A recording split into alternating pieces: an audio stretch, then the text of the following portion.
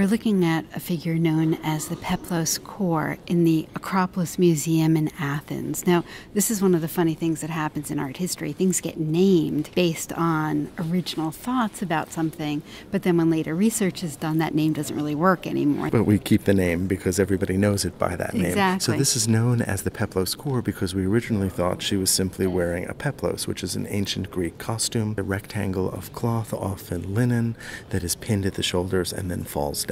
A kore is a type of figure that was found throughout ancient Greece. It's a female figure that's clothed, and the counterpart to the male koros, who is nude. Kore simply means young woman in Greek. Both kore and koroi were found in great numbers during the Archaic period, which is the period just before the Classical. It's a small sculpture, and it was found on the Acropolis. Kore figures were generally offerings to the goddess Athena, brought, interestingly, in many cases by men. But recent research suggests that this may not be a representation of a young woman at all. This might be a goddess. This figure is clothed in a very unusual way. Among all of the sculptures of young women that were found on the Acropolis, this is the only one dressed in this way. Now, art historians are actively arguing about what it is that she's wearing. Some still hold to the idea of a peplos. Some suggest that there's a chiton underneath the peplos. Some say that there's a cape above. So there's any number of possibilities.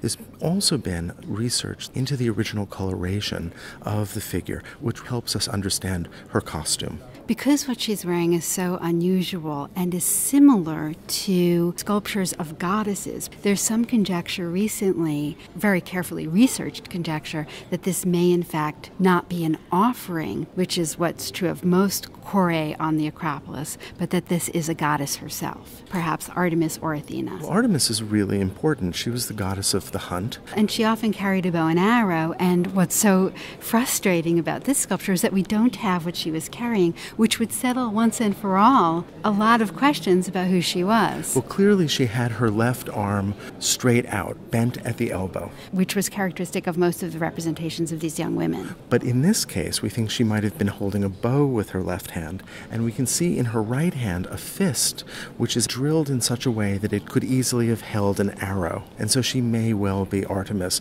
the goddess that the Romans would later call Diana. Let's take a close look at the figure. We can see that there are a lot of holes crowning her head. She probably wore a metal diadem, a kind of metal crown with rays that would have come up, which certainly suggests her divinity. And it wasn't unusual for these female figures to wear crowns or to wear other kinds of jewelry that were represented either in paint or axe metal that was applied to the sculpture. We can also see that there's a rod that rises right out of the top of her head, and some art historians have suggested that there might have been a crescent above the diadem. And as you said, we can see holes for bronze earrings, which would have been there originally. Her face would have been more complexly painted. Only the red really survives. But we think that there was likely some black around the eyes and around the eyebrows, as well as red, and perhaps some more subtle colors as well. The sculptor has indicated not only her breasts and her waist, but also a subtle sense of her legs underneath that very heavy drapery. There's a little bit of a sense of movement to the figure. This is very much an archaic figure. She does wear that archaic smile. But we have to remember that that smile was not meant to be an expression of emotion, of happiness, but rather a symbol of well-being. And that smile gives the figure a sense of being transcendent, a sense of being ideal,